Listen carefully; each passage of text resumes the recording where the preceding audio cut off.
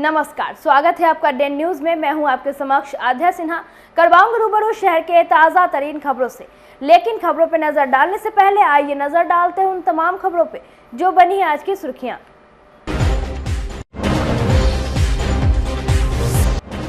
मुजफ्फरपुर में आपसी वर्चस्व में कई राउंड फायरिंग, दहशत में इलाके के लोग, वारदात कैमरे में कैद।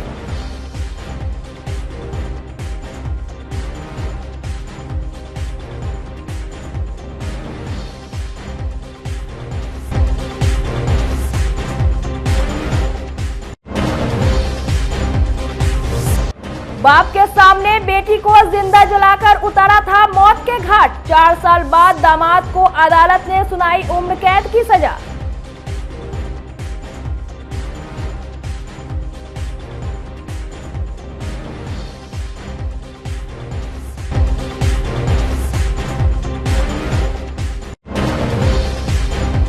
और बिहार में नहीं थम रहा शराब का काला कारोबार। मुजफ्फरपुर में 50 लाख का शराब जब्त।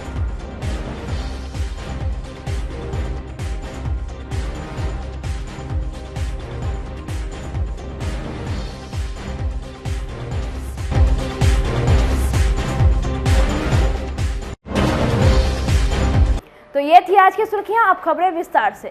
मुजफ्फरपुर के नगर थाना क्षेत्र के बनारस बैंक चौक स्थित नाला रोड और नारायण कॉलोनी में रविवार की रात 2 गुटों में मारपीट के बाद हवाई फायरिंग की गई, जिसके बाद एक पक्ष से कई राउंड हवाई फायरिंग भी की गई। स्थानीय लोगों से घटना की सूचना मिलने पर मौके पर पहुंची डायल 112 की टीम पहुंची तो दोनों पक्ष के 1 दर्जन से अधिक बाइक सवार लड़के मौके से फरार हो गए।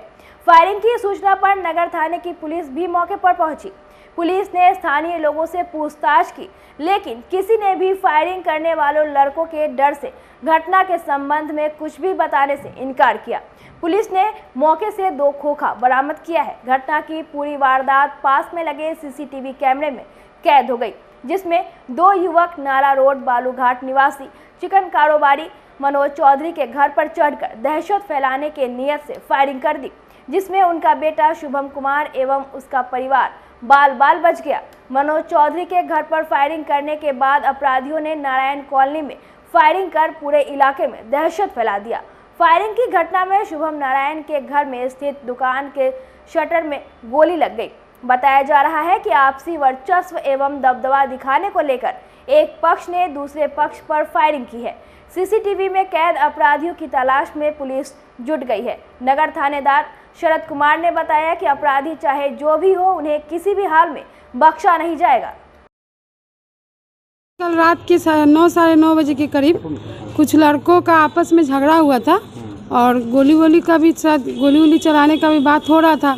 बहुत झगड़ा हुआ और हम लोग यहाँ पे बालकोनी में खड़े थे। मेरी भतीजी जो है वो बहुत बीमार थी, रो रही थी, तो उसको फीवर था, तो उसको लेके हम लोग टहल रहे थे। तो उन लोग का अपना आपसी झगड़ा हुआ। वो लोग झगड़ा फिर मैटर थोड़ा सा शांत हुआ और फिर दोनों में थोड़ा सा मतलब बहुत ज़्यादा होने के बाद थोड़ा मैटर शांत हुआ। फिर वो लोग गोली फायरिंग करते हुए हम लोग के ये देखिए शटर पे यह छेद है, ये आप देख सकते हैं। ये शटर को छेदते हुए हमारे दुकान के अंदर छेद हो गया है। जो ये है शोकेस लगा हुआ है, उसमें अंदर को छेदते हुए गोली चली गई। और वो लोग बोला कि अगर तुम लोग गवाही दोगे तो तुम लोग को भी जान से मार देंगे। हम चेहरा से तो हम ऐसे नाम नहीं जानते, लेकिन चेहरा से पहचान जाएंगे वो लोग कौन कौन था। 3 लोग था बाइक सवार और वो लोग का पहले हाथापाई कुछ लड़कों से हुआ था। गोली चलाने, उधर एक गोली चला था अभी, और यहाँ एक गोली इधर चलाया, एक गोली इधर चलाया, हवाई फायरिंग किया, मेरे दुकान में भी लग गया। तो क्या उद्देश्य था? मारने का मतलब था, उद्देश्य था फायरिंग? वो लोग रंगदारी का मांग कर रहा है। गोलू सेठ से वो लोग कुछ पैसा का मांग कर रहा है। रंगदारी मीट का दुकान है उनका, तो उनसे पैसा का मतलब रंगदारी मांगता है। वो लोग रंगदार है, बोलता है पैसा दो। रात में सर बरासमन चौक पे नारा रोड पे मतलब कि बरासमन चौक पे आपको 9 क्वार्टर में 2 गोली चला। वहाँ पे 112 आए। हम लोग वहाँ पर रुक के कुछ देर देखे। थाना में चलने के बाद हम लोग अपने घर दुकान बढ़ा के घर आने लगे। तो उससे पहले वहाँ से निकले और जो अपराधी थे, 3 अपराधी, तीनों में यहाँ बालूघाट में मेरा घर पड़ता है, वहाँ आकर फायर किए। 2 राउंड की, एक हवा में एक घर में। उसके बाद वो लोग जैसे फायर निकले तो हम लोग यहाँ से जा रहे थे अपनी दुकान बढ़ा के, रास्ता पकड़ के हमें मारा और हथियार लोड कर लिए थे चलाने के लिए। पब्लिक जब हल्ला किया तब वो लोग भागे। उसका मेरा पास वीडियो है, पूरा प्रूफ है कि गोली चलाते हुए। रीजन क्या रहा झगड़ा का? पैसा कौड़ी का मैटर है सर। रंगबाजी मांगते थे।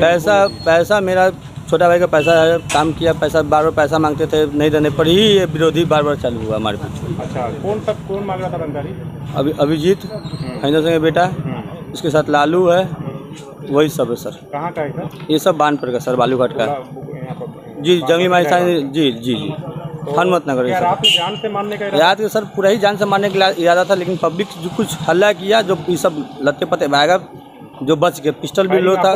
फायरिंग मेरे पे हुआ नहीं, घर पे हुआ, मेरे घर पे हुआ। बगल में घर है, अंदर में घर है, वहाँ पे लेडीज लोग बच गई।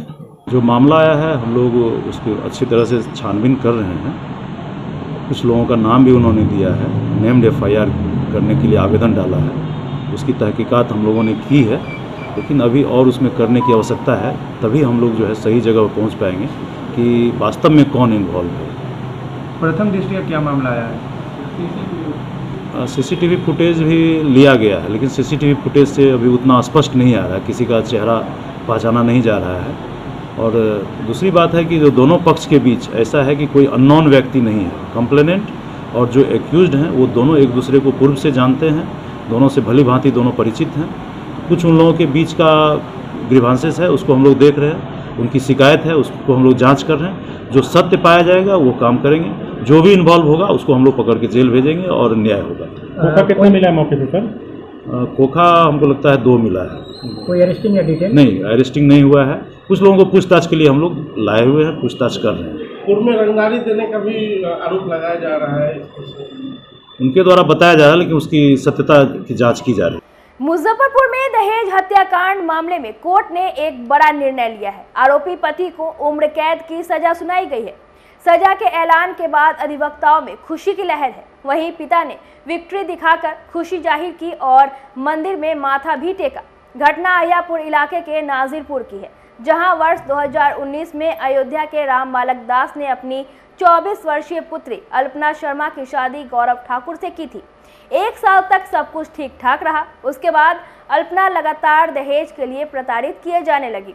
इसकी जानकारी अल्पना के पिता को लगी, जिसके बाद वह घर पहुंचे, अपने दामाद को समझाया, लेकिन वह सबकी बातों को दरकिनार करते हुए पहले तो मारपीट की, फिर एक कमरे में बंद कर दिया और पेट्रोल डालकर जिंदा जला दिया।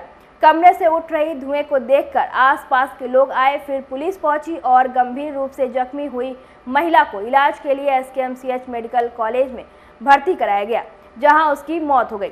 इस मामले में पुलिस ने कार्रवाई शुरू किया और आरोपी पति को गिरफ्तार किया। इंसाफ पाने को लेकर पिता लगातार कोर्ट कचहरी का चक्कर लगाते रहे। वहीं 4 साल के बाद कोर्ट ने यह अहम निर्णय लिया और उम्र कैद की सजा सुनाई। दहेज के मामला था और मेरी बेटी को मार करके जला दिया था। दहेज मांगा था, नहीं दे पाए थे, कोरोना के वक्त था, नहीं दे पाए थे। इसी के मामले में आज सजा के न्याय पर मुझे विश्वास था। आज 4 साल हुआ लगभग, और अयोध्या से मैं आता हूँ। अयोध्या राम बालक दास अपर जिला जज महोदय ने सजा का आज आजीवन कारावास सुनाया है। प्रमुख आज दोषी पति दहेज हत्या मामले में ADJ 5 के न्यायालय द्वारा सश्रम आजीवन कारावास की सजा दी गई है। धारा 304B में मामला ये था कि वर्ष 2019 में अल्पना शर्मा, जो इस कांड की मृतका है, उसकी शादी हुई थी गौरव ठाकुर के साथ अहियापुर थाना क्षेत्र के नाजिरपुर मोहल्ले में। और उसके बाद उसके पिता, जो इस मुकदमा के सूचक हैं, उनसे दहेज की मांग की जा रही थी। दहेज की मांग की पूर्ति नहीं होने पर उसकी गला दबाकर हत्या कर दी गई और उसके पिता की मौजूदगी में उसको एक कोने में रख के घर में जला दिया गया। और इस हृदय विदारक परिस्थिति को उसके पिता के सामने अंजाम दिया गया। पिता इस बात के घटना के बाद मुकदमा दर्ज कराए और अपनी पुत्री के न्याय के लिए लड़ते रहे। और आज वो मुकाम आया जिसमें ADJ 5 के द्वारा आरोपी पति गौरव ठाकुर को आजीवन कारावास की सजा दी गई है दहेज हत्या मामले में 304B। और भी जो आरोपी हैं उसमें सास हैं, देवर हैं, ससुर हैं। वो अभी अनुसंधान पूर्ण होने के बाद अभी निचली अदालत में दौरा सुपुर्दगी के लिए उनका मामला लंबित है और हम लोग उसको भी, उनके विरुद्ध भी कार्रवाई के लिए प्रयासरत हैं, अग्रसर हैं। आगे कार्रवाई होगी और उनको भी सजा दिलाने की कार्रवाई हम लोग करेंगे। नहीं, गौरव को आज कोई आर्थिक दंड नहीं किया गया। बाढ़ के बीच मुजफ्फरपुर पुलिस ने शराब से भरी एक कंटेनर को बरामद किया है। यह कार्रवाई कांटी इलाके के सदातपुर सुधा डेयरी के पास की गई है। लगभग 50 लाख से अधिक की शराब बताई जा रही है। वहीं चालक दीपक कुमार उर्फ देवा को गिरफ्तार किया गया है। छापेमारी में पुलिस ने हरियाणा निर्मित शराब बरामद किया है। वहीं बताया जा रहा है कि शराब की तस्करी को लेकर हरियाणा से एक बड़ी खेप बिहार में मंगवाई गई, जिसकी डिलीवरी 0 माइल के समीप होनी थी। मद निषेध टीम को गुप्त सूचना मिली, जिसके बाद कांटी थाने की पुलिस को गुप्त सूचना दी गई, जिसके बाद छापेमारी की गई। हालांकि पुलिस की भनक लगते ही लोकल धंधेबाज भागने में कामयाब रहे। वहीं कंटेनर चालक को खदेड़ कर पकड़ लिया गया। ये मद निषेध के हवाले से सूचना मिली थी कि एक कंटेनर जो शराब से लदी हुई है और हाईवे पे चकिया की तरफ से जा रही है, जिसका नंबर बताया गया और कंटेनर का नंबर था HR 55 AN 9495। उक्त सूचना पर आवश्यक कार्रवाई हेतु टीम भेजी गई, जिस टीम के द्वारा दरभंगा मोड़ के पास कंटेनर को रोकते हुए कार्रवाई की गई, जिसमें कुल शराब की मात्रा 2863.08 लीटर यानी कि कुल 320 कार्टून बरामदगी हुई। एक व्यक्ति गिरफ्तार हुआ, जिसका नाम दीपक उर्फ देवा है। इसके अलावा एक कंटेनर की भी बरामदगी हुई है। इसमें गिरफ्तार व्यक्ति से पूछताछ की गई है, जिसके द्वारा बताया गया कि शराब को हरियाणा से लेकर लाया जा रहा था और दरभंगा रोड में 0 माइल के पास आपूर्ति करनी थी और आगे की कार्रवाई की जा रही है। मुजफ्फरपुर के मीनापुर प्रखंड अंतर्गत राज रघई निवासी पूर्व मुखिया चंदेश्वर प्रसाद अपनी पत्नी के साथ अपने गांव के सड़क पर ही धरना पर बैठ गए। खबर फैलते पूरे गांव में हड़कंप मच गया। सूचना मिलने पर स्थानीय थाने की पुलिस मौके पर पहुंचकर पूर्व मुखिया और उनकी पत्नी को समझाने का प्रयास किया, लेकिन वे लोग नहीं माने। इस दौरान मुखिया अपनी बातों पर अडिग रहे और उन्होंने कहा कि जब तक उनकी मांग नहीं मानी जाती है, उनका धरना समाप्त नहीं होगा। बता दें कि पूर्व मुखिया चंदेश्वर प्रसाद भ्रष्टाचार का आरोप लगाते हुए अपने गांव के वर्तमान मुखिया, ग्राम पंचायत सचिव, तकनीकी सहायक एवं अकाउंटेंट के कार्यों के जांच की मांग कर रहे हैं। इसके लिए उन्होंने प्रखंड पंचायत राज पदाधिकारी को लिखित आवेदन भी सौंपा है। पूर्व मुखिया ने बताया कि लाखों रुपए की निकासी कर ली गई है और धरातल पर कार्य ही नहीं किया गया है। हम इसकी जांच कर दोषियों पर सख्त से सख्त कार्रवाई की मांग करते हैं। धरना पर बैठने का कारण है कि जो कार्य जो अभी PCC का हो रहा है वह घटिया मानक के अनुरूप काम नहीं हो रहा है। दूसरी नंबर बात है कि 2021 में जो मेरे कार्यकाल में हम लोग थे, उस समय जो सड़क के लिए हमने एक योजना खोला, उसके लिए मैंने सामग्री गिरवाया। उस सामग्री से वर्तमान मुखिया द्वारा जो है सो उस राशि उस सामग्री से रोड को सड़क ढलवा लिया गया और उस वाउचर को बदल करके वह अपने आदमी के नाम से भुगतान करवा करके वह राशि आज तक हम लोग को नहीं मिला। उसके बाद भी मेरे ग्राम पंचायत में जो मेरा लगा हुआ पूर्व का शिलापट था, उसको भी तोड़वा दिया, तोड़वा के बदलवाया जा रहा था, जिसके लिए प्रशासन सारे लोग आए हुए हैं। उसका भी वीडियो ऑडियो मेरे पास में है। मेरा जो भी 2-3 सड़क पर जो मेरा बोर्ड लगा था, उस बोर्ड को ढक दिया गया और अपना बोर्ड लगा लिया गया। और पंचायत में 3 साल में काफ़ी बिना काम किए हुए राशि का निकासी कर लिया गया है और जो काम में कहीं कोई आता पता नहीं है। इसका शिकायत कहाँ की है? इसका शिकायत हम सभी जगह किए शिकायत हम तो जो सामग्री से मेरा रोड ढला गया, मैं लोक शिकायत निवारण तक मैं गया हूँ, लेकिन ये भ्रष्ट प्रखंड विकास पदाधिकारी जिनका नाम डॉक्टर भूमेश मिश्रा है, इन्होंने मेरे मुखिया के वर्तमान मुखिया के मेल में आकर के मेरे सारे चीज के साक्ष्य को मिटा दिया। क्या मांग करते और हैं? मैं मांग करता हूं कि जो प्रखंड विकास पदाधिकारी मेरे साथ में इस तरह से दुर्व्यवहार किए हैं, मेरे साथ में किए हैं, वो यहाँ पे मैं उनके सामने ही आत्मदाह करूंगा। आपका क्या परिचय हुआ? जिन्होंने मीनापुर को दीमक की तरह चाट गए, और लोगों को न्याय के बदला अन्याय मिला। सोमवार को हिंदुस्तान अवाम मोर्चा पार्टी मुजफ्फरपुर के रेवा रोड स्थित निजी विवाह भवन में मुजफ्फरपुर जिला अध्यक्ष संजय पासवान के नेतृत्व में समीक्षा बैठक किया गया, जिसमें हम पार्टी के प्रदेश अध्यक्ष सह टेकरी विधायक डॉक्टर अनिल कुमार सिंह ने समीक्षा बैठक की। बैठक में मुजफ्फरपुर जिले के सभी प्रखंड के अध्यक्ष एवं जिला कमेटी के सभी सदस्य उपस्थित हुए, जिसमें प्रदेश अध्यक्ष ने मुजफ्फरपुर में पार्टी संगठन कैसे मजबूत हो इस पर चर्चा की। साथ ही पार्टी में राष्ट्रीय संरक्षक जीतन राम मांझी जी को केंद्रीय मंत्री बनने पर 20 जुलाई को श्री कृष्ण मेमोरियल हॉल पटना में स्वागत समारोह रखा गया और सभी को समारोह में आने का निमंत्रण भी दिया गया। जो बैठक इसलिए हुआ है कि हम लोग पूरे बिहार में जो संगठन है, संगठन की समीक्षा बैठक कर रहे हैं और उसमें संगठन पर विचार विमर्श कर रहे हैं, कैसे संगठन और मजबूत किया जाए। सदस्यता अभियान है। अब 20 तारीख के मेरे पार्टी के केंद्रीय मंत्री जो बने हैं माननीय जीतन राम मांझी जी, उनका अभिनंदन समारोह है श्री कृष्ण मेमोरियल हॉल में। इन सब बातों पर विचार करने के लिए हम लोग जिला कार्यकारिणी की बैठक बुलाए हैं और जितने हम जिला के वरिष्ठ पदाधिकारी हैं वो सब लोग सम्मिलित हुए हैं। इसी पर हम लोग विचार कर रहे हैं। सावन में पहलेजा से जल लेकर गरीब स्थान मंदिर आने वाले कांवरियों की सेवा करने के लिए युवा बोलबम सेवा समिति निःशुल्क कांवरिया सेवा शिविर लगाएगी, जिसकी तैयारी को लेकर सोमवार को युवा बोलबम सेवा समिति साहू पोखर पर एक बैठक आयोजित किया गया, जिसमें यह निर्णय लिया गया कि सावन की तीसरी, चौथी एवं 5वीं सोमवारी में शिविर लगाई जाएगी। समिति के अध्यक्ष मनीष रजक ने कहा कि शिविर में कांवरियों की सेवा के लिए चाय, बिस्किट, नाश्ता, भोजन एवं मेडिकल की सभी तरह की सुविधाएं उपलब्ध रहेगी।